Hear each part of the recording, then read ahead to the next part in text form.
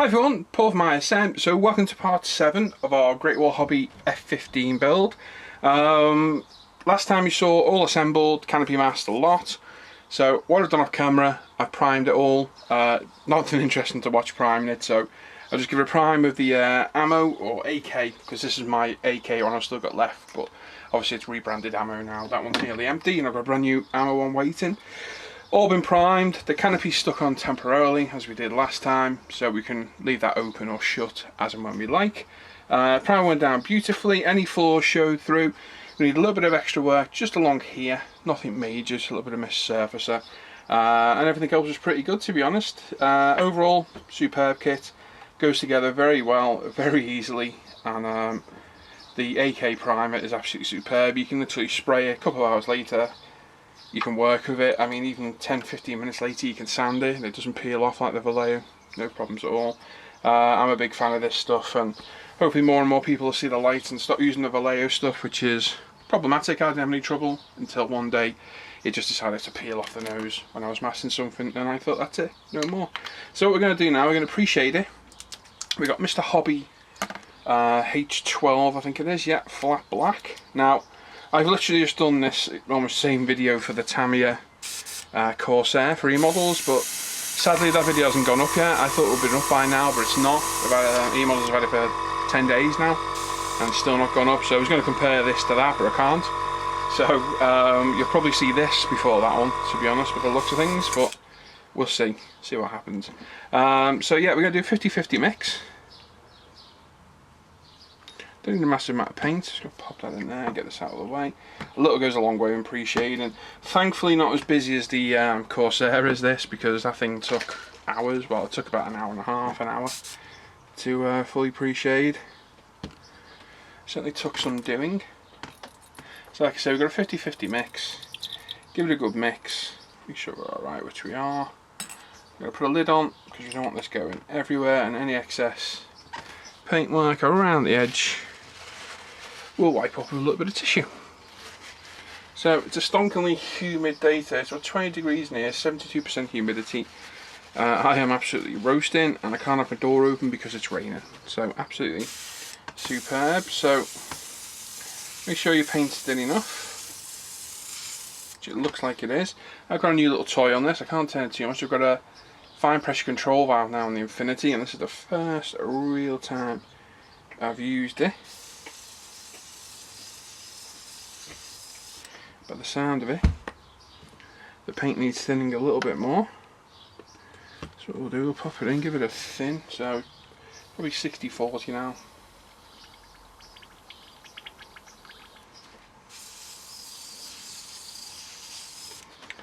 Here it's struggling a little bit, so we'll up the pressure a little bit. So the idea of this fine pressure control valve is that it's like a Mac valve. You can just turn this as and where you want it, and it controls the pressure nicely without you having to bend down to your compressor, which to me, considering mine's under the bench, is a big bonus. So what we're going to do, I'm going to start the pre-shade. I'm not going to show it all because it's exceptionally boring to watch, nearly as boring as it is to do. So make sure you're in shot, which you are there. All we're going to do, we're going to pick out these major panel lines. I'm going to put my extractor on, and I'll start off, and then we'll come back once we're done, and I'll show it all complete.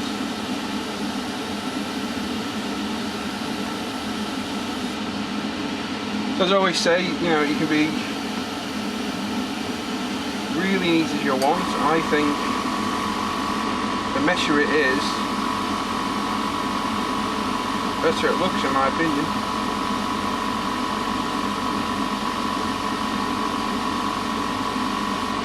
I think wavy lines, mismatched, you know, different thicknesses look better.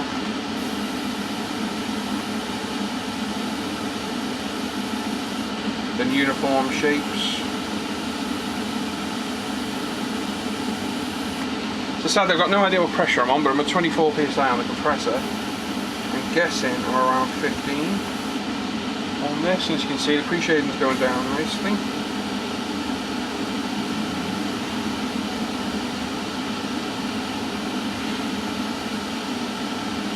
nice panel lines, they're not too thick on this.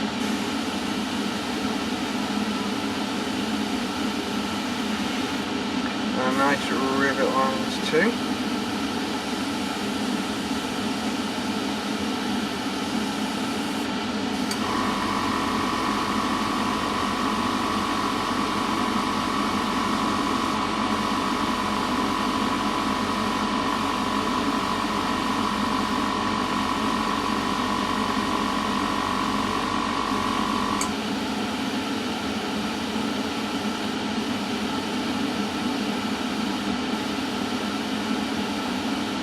So don't be worried, it's not completely neat and tidy. Like I say, I think it looks a million times better when it is neat and untidy. You don't want perfectly straight ruler edge lines.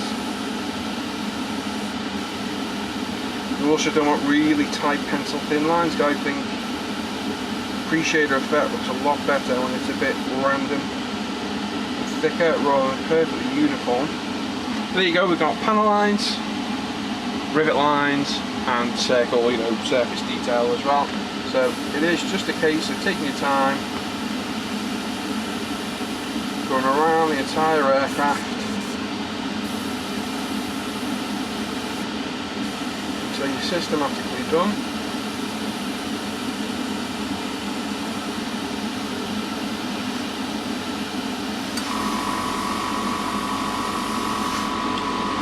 And then repeat on the underside. I think it is. It's not mind-numbingly boring, but it's not the most interesting thing to do. So what I'll do, I'll carry on with the rest of it, and we'll come back in a little bit when it's all done. Okay, there we go. It's been, probably about an hour and a half I've been pre-shading this thing for. Losing the Will to Live. Not as complex, but certainly plenty to pre-shade on it. And like I say, I think the rougher it looks, the better it looks afterwards, and that's it looks rough. So that's that. So like I say, pre-shading took quite a while, quite a bit to do, but it is all done now anyway. Now, painting. The colour call-out schemes call for slightly different FS colours. It's 308 and 307 Mr. Hobby Accurus. I'm not using those. I'm going to do it in the Modern Eagle colours. These are the slightly older FS colours. Whether it's right or wrong for the variant I'm doing, I don't really know, and to be honest, I'm not that bothered. I just bought ACAM paints. As you can see, I've got FS 36251. And the other FS colour, the darker one, I haven't got with me, it's up on the shelf still. So we're going to give it the overall going over with this, and then the dark camo pattern will be the other FS colour. Now this is the camo scheme we're going for. I'll show you overhead. So it's a lighter grey all over, and then the darker grey patches across and on the nose. So what we're going to do, we're going to get the lighter grey down first. When that dries, we'll come back and put the camo pattern on. So like I say, we've got ACAM paints. I'm going to clear out my airbrush. I love these paints, I think they're absolutely superb. They spray absolutely beautifully. If my airbrush to go off. Yeah, they spray beautifully. I'm a massive fan of them. Just painted the Corsair in them and they turned out absolutely fantastic. So good shake, brand spanking new bottle. Into Harder and Steenbeck. Probably need a bit more than that actually. And we're going to add a splash of thinner. That's plenty. I don't need thinning a massive amount. So as you see, we've got a decent colour cupful there. What we'll do, we'll start on the top, I'll get it going, and then we'll come back once it's all been done. So there we go, I'm going to put that on, pop the lid on, get the booth on. Excuse me while I lean over. Pull our paint through, like so. Like I said, we're going to start on the top, start on the wings, so you can see the paint going down. We're just going to give it all a light misty coat to start with. In fact, what we're going to do, we're going to get that air pressure back up because it's still low. That's better. Still low when I was pre-shading. What we don't want to do, we don't want to hide all the pre-shading, so we just want to get a light coat down all over. I'm sure you guys can still see. This is going to be one of the easiest paints to use by far. Really forgiving. coverage is just phenomenal. Absolutely phenomenal. Colours are spot on. I really can't rate these enough. So as you can see, we're not trying to cover it all in one go. Just getting a light colour down.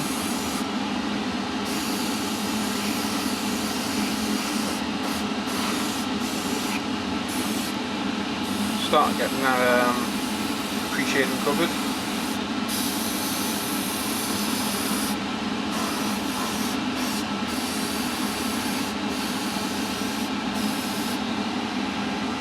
Look at the nose, and the nose is completely done on the other FS colour. It looks as though it is. We won't bother with the nose itself, the nose cone, the radome.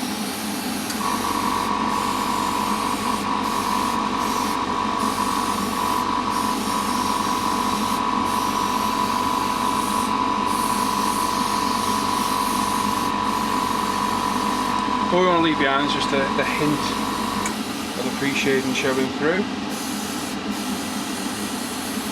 Don't want it glaring you in the face.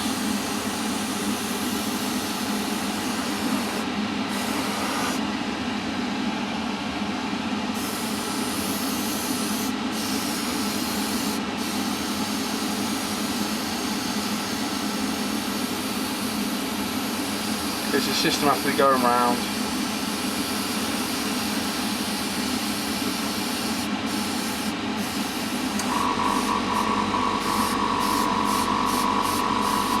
Happy it's covered. As you can see, this right wing starting to get there. You can see we're a bit wet. I'm going to cut to air for a minute. Dry off. Like I say, it's very, very forgiving paint. Really is forgiving.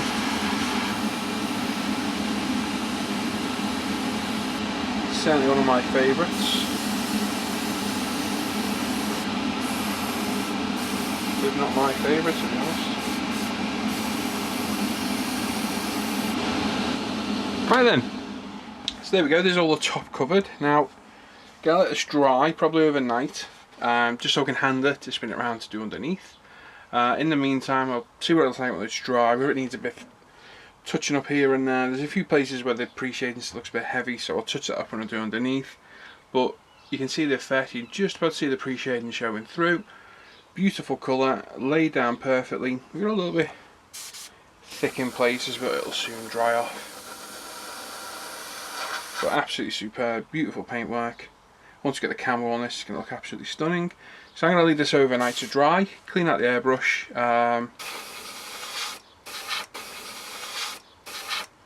We'll come back, get the underneath sprayed. I'll do that off camera. And we'll come back and get the other FS camo scheme sprayed. So I'll see you guys in the morning. Okay, so that's the base coat down. Gone down rather nice, dried really well. Dries to a nice satin finish, so it's not too glossy, not too matte. Perfectly smooth to the touch, there's no rough bits on there at all, really nice. So what we're going to do now, if I grab the instructions and knock everything off, we're going to show you on the overhead. We've got the Modern Eagle camo pattern to do. Now this calls out for, I'm just going to look at my screen, it's FS 36176, which is ocean grey. I don't actually have that colour, believe it or not, in amongst all my paints. So I've got the equivalent, and that is ANA 621 dark gold grey. So what I'm going to do, I'm going to test it, because as you can see, it looks over exaggerated on the instructions. The real aircraft's not that dark, and a lot of people, I'm not criticising people who do it, they tend to really over exaggerate the camo. And I know why it's done, so you can see it, but in real life it's not that dark a shade. So I just want to make sure that I can see it rather than it being really in your face. And it probably won't even be as dark as these instructions show. So I'm going to test it on one of the elevators and we'll see what it looks like, and then we'll decide if we're going to darken it. And if we do, we'll go for a bit of RLM 22 Swart Black. Just a tad, just to darken it a little bit. But this is the colour we're going to use. You can't see the colour underneath, it's because of where I've mixed it. But it is just ever so slightly darker than the colour we've got down already, which is the 36251. So we'll spray it on, we'll see what it looks like, we'll go from there. If we need to darken it, we can darken it. Now the Mr. Hobby call-outs call for 307, which is a completely different FS number. Whether it's right or wrong I don't know, but to me it looked a little bit too light. Had the exact same problem spraying the F-15, the big Tamiya one I did, and I had to go for a dark colour on that. So we'll see what we got. So we've got the hardest Steenbeck, Infinity, it's on 22 psi. Give the A-cam paint a good shake. Going to do 20% thinner to 80% paint, and we'll test it, see what she looks like. I want to make sure I get enough in there, because I don't want to mix too little, run out and you have to remix it again, because that's a pain to try and get the colour right. Like I said, we've got UMP thinner. Give that a little shake too, and we're just going to put hopefully a splodge in here, not in the model. That will do me. Move this out of the way. We'll pop it at the back. Now, give this a mix. Like I said, we'll try it. If we like it, we'll leave it. It really is just a shade darker. Whether it's going to be dark enough, I don't know. That paint's a little too thin as well by the look of it. We'll just dry it off.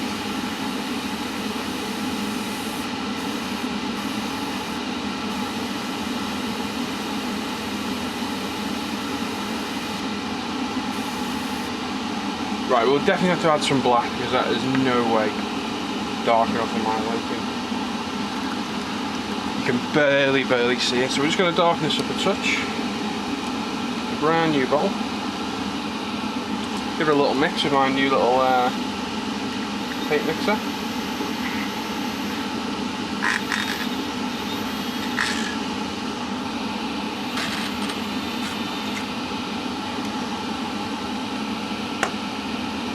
All we'll do is we'll use the paint stirrer, just grab a dot out of there, add it to our paint cup.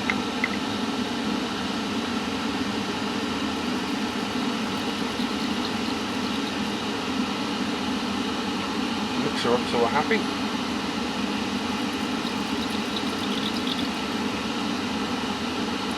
Make a touch more.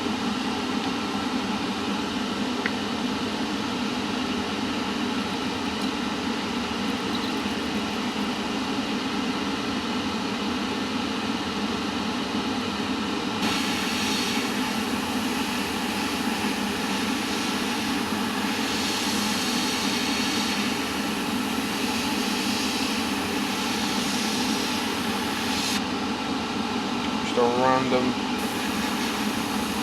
colour, then we'll fill in the colour.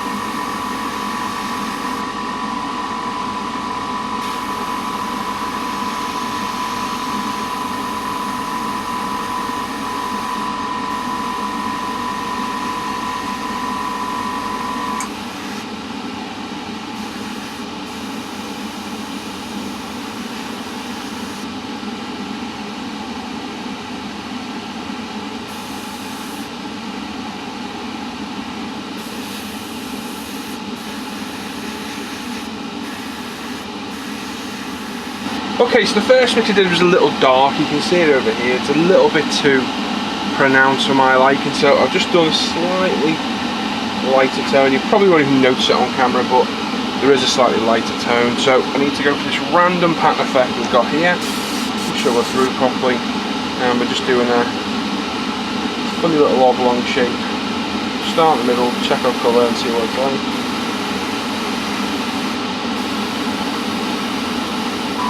See, it's still wet, so I'm going to dry it off. Put a little bit more on, we'll see what we think of the tone.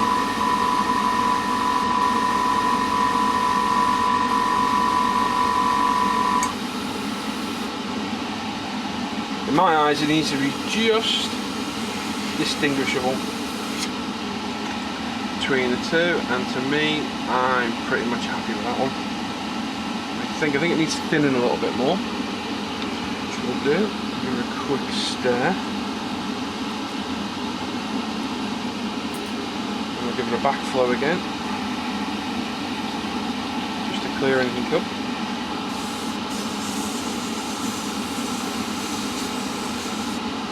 Again, a little bit more.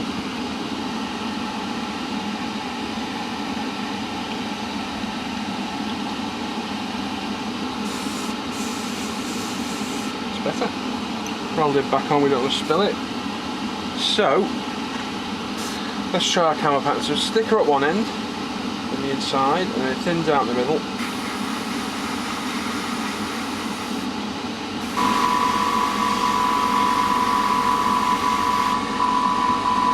You can just see that distinguishing, that's a word, between the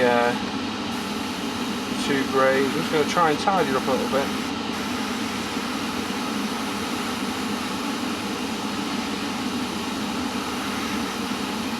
Filling in the middle.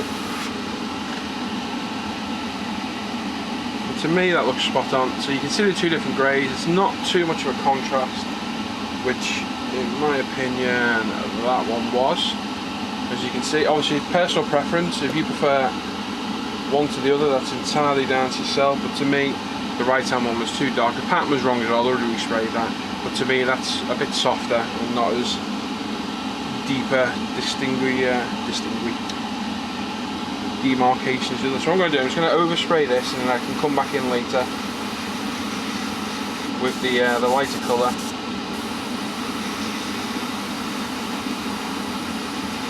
And make it the pattern I want. There we go, so you can go to one side, and then we're going on with the main haircut. So check our paint level, which hopefully is fine, which it is. Should we pull through? Right, so we'll try and do this cam pattern on this wing without losing the nose, because it's right in the booth. So again, it's a random pattern. So we're going to start in the centre, work our way out. So we'll start spraying it here. Start looking at our outer edges, which are there. Brings down to there.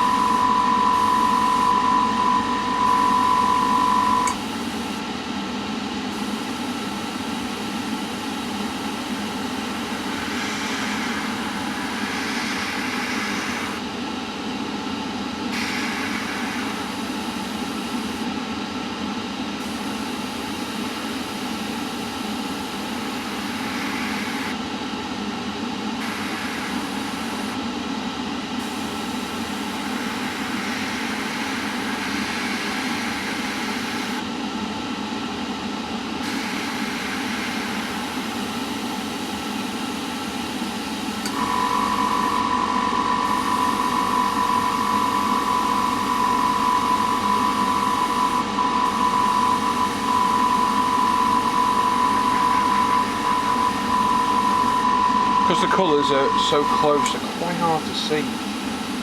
So if I turn it on an angle towards the light,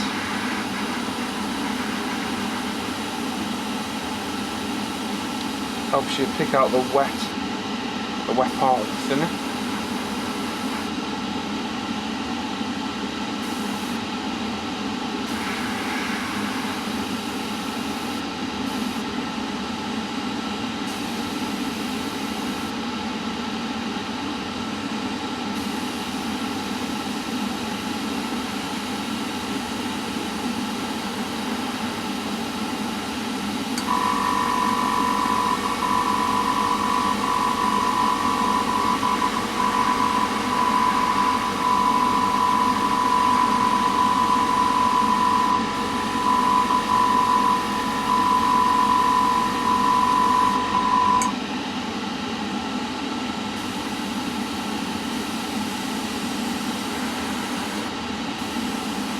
Once you've got your camo pattern marked, you start coming in a lot heavier. As long as you've got the control.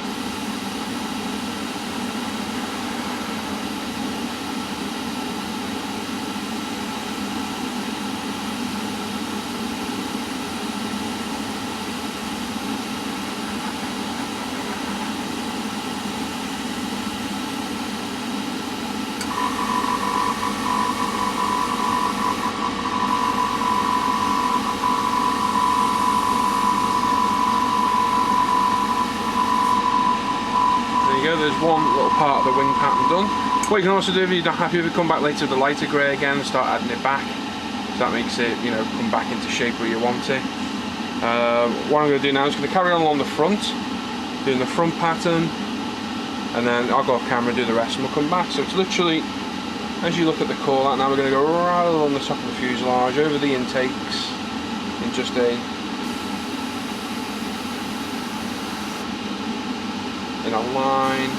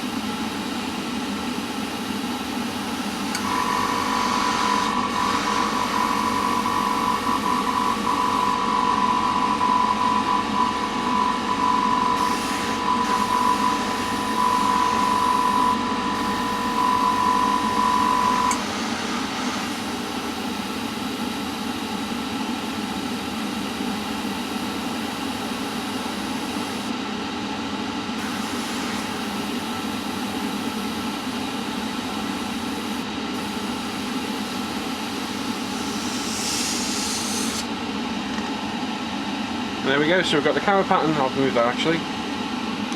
Turn this off for a second.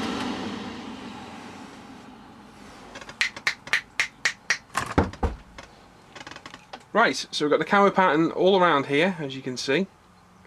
All along and all along the top of the fuselage, over that right intake, and just back down as well. Now, you can touch it up as you go. I like to let it dry, see what it looks like, come back out a bit more. But some of these edges here, you can come back with a lighter FS colour and just take off the edges to make it a bit more random, if that makes sense, a bit more rounded. But to me, I'm happy with the colour. It's a nice contrast between them both. So I'm going to carry on, get the rest of the camo down, and we'll come back when it's done and we'll have a look at what it looks like. Right, okay, there we go. All around the whole aircraft, all the camo's on. If I can show you it, you can see it. It's distinguishable, but it's not too in your face, which is just what I wanted. All on the sides, elevators, horizontal stabilizers, sorry, vertical stabilizers. All on the front edge to the intakes, the nose, leading up the edge of the nose to the cockpit, over the top of the cockpit, and then these two patterns here and here. So, quite happy with the effect. I've gone around, touched it back up with the lighter grey as well, just added a bit more depth and shape to some of these actual camo patches, but I'm quite happy with it. It looks quite good. As you can see, inside on the vertical stabilizers as well. On the elevators, I've tidied that one up as well, so they're perfect now. Quite hard to see over here because I haven't got two lights, so it's not as bright as when I'm on the workbench. But that's that. So the next step for this is we're going to do some paint weathering. So first off, we'll use a lighter tone of each base colour and the camo colour, and we'll lighten the panels themselves, the edges and the centres. Then we'll come back with a well, the same lighter tone. We'll do random figures of 8 across the entire colour that you're using. We'll then do darker figures of 8 and do exactly the same. So by figures of 8, what I mean is like these kind of patterns here. So you just do random figures of 8, move them around the aircraft, and that creates a patchy effect. When you come back with a darker tone across the same way, you get variations in tonal. You can see the tonal variation on the paintwork, and it's a very, very effective way of acting bleaching and weathering effects. Once that's done, we'll then post shade, which is by using a darker shade again. We'll accentuate all the panel lines again, and that should give us a really nice weathered look, really easily, without using any other products. And literally all this we'll get then is a UMP dark dirt wash, and that's it. Decaled, etc. once we're done. And that's it. So I'll cover that in the next video. Now what I'm thinking, and I don't know whether to do it yet or not, is the Corsair that I'm building for E-models is exactly the same stage. So I don't want to combine both videos using both aircraft and show them with one video rather than trying to do two, because it's getting a bit monotonous being at the same stage, because they are literally at exactly the same stage now. The Corsair is about to be weathered, as is this. So I might try and incorporate them in the one video where, you know, cut back and forth between each one and show it, rather than me filming two separate videos. But I'll do the intro for each one, if that makes sense. I'll see what I think of. It's not going to be a repeat of each one.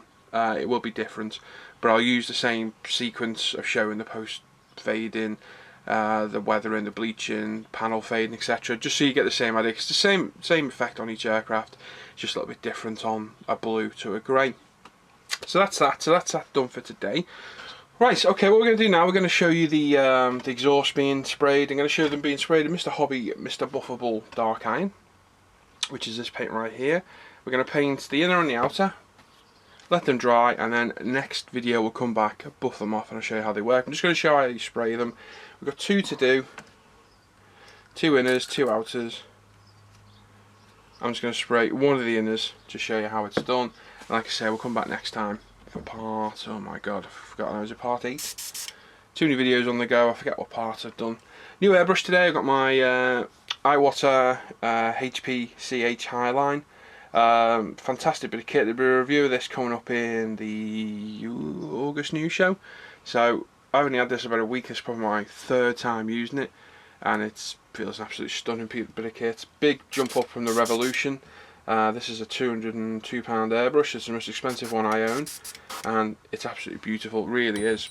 Very nice control. In fact, I'm almost hesitant to say it's easily on par, if not slightly better, than my Harder Steenbecks, but time will tell on that one. We shall see. So we need to get the airbrush off the stand because it's stuck. Oh my god, there we go. So we've got Mr. Hobby Dark Iron, sorry, it said Dark Dirt. This is sprayed neat. Usually goes all over the airbrush, so don't worry if it does. It's an absolute nightmare for doing that. You should use a pipette really, but I'm being lazy because they're in the drawer and the camera's in the way. So yeah, you spray them straight out the bottle onto an unprimed surface. It's the way they work. So like I say, you don't need to prime, don't need to thin them, nothing like that at all. What we're going to do, we'll pop the spray booth on. I'm at about 20 psi again, as normal. Just check our flow. It's never the smoothest paint to spray, but you just want nice thin coater first, building it up. As you can see, it's very dark, very dull.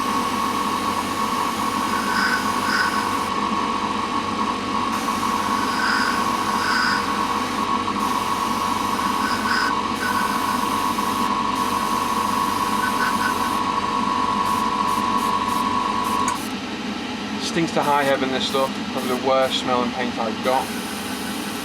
Glad I got an extractor. It is horrific paint, it really is terrible. Now they'll need spraying white inside, but we'll do those at a later date, because this would have gone all over it.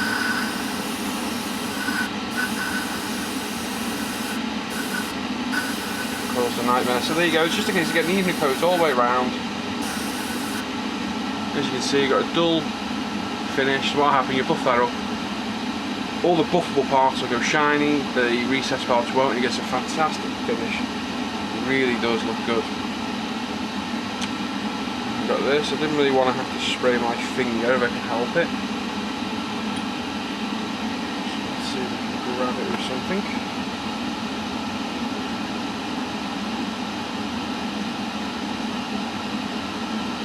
That'll do perfect. We shall form it around there. I'll spray my tweezers in my hand, and again, same again. Nice thin coats. Like I say, it's a cellulose based paint, so it absolutely stinks. Don't have a spray booth, wear a respirator, have a window open, or preferably go outside, because this stuff is not good for you at all.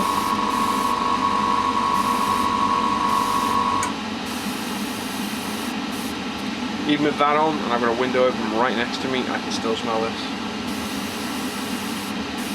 So it is rather potent paint. Very easy to use though. Like I say, out the bottle directly, no thinning, straight onto bare plastic, and you just clean up with cellulose thinner. Lack of thinner in the States. And there we go, so that part's done as well. So I'll carry on with the rest, and we'll come back in a minute when they're all done. Okay, there we go, we're done for today. I'll show you a few bits in a minute. We're at paintwork, as you can see here. We'll come back next time, get the paint fading, weathering, etc. done. Whether I use both videos separately, or do what I say and I'll combine it with the E-Models one with the Corsair. We'll see. I'll see what happens. I'll think about it. Well, about the Corsair, somebody left a comment. It was actually on somebody else's video on E-Models, saying that they prefer their method of videos to mine because they don't use expensive airbrushes. It didn't annoy me, but just one of those stupid comments. And I'll be honest, you know, I do use expensive airbrushes, yeah, because it's my choice. I can afford to buy them, and I do. But I could get the same effect I've done here with probably a £20 airbrush. So, you know, stupid comment really, in my opinion. Just a silly thing to say. And at the end of the day, if you don't like my videos, please don't watch them. But all I can say about the comment is, all I heard when I read it was this.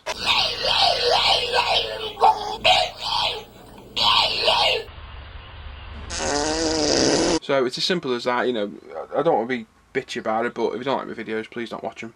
Please feel free to not watch what I do. I do them for free, you know, to use my time to do it. So that's it. But anyway, less about that. Miss Hobby Buff balls both done, as you can see there. So you got the browny black effect. I'm going to leave this to dry and then use a finger, cotton buds. I use a finger on the raised surfaces and a cotton bud to get in the recessed areas.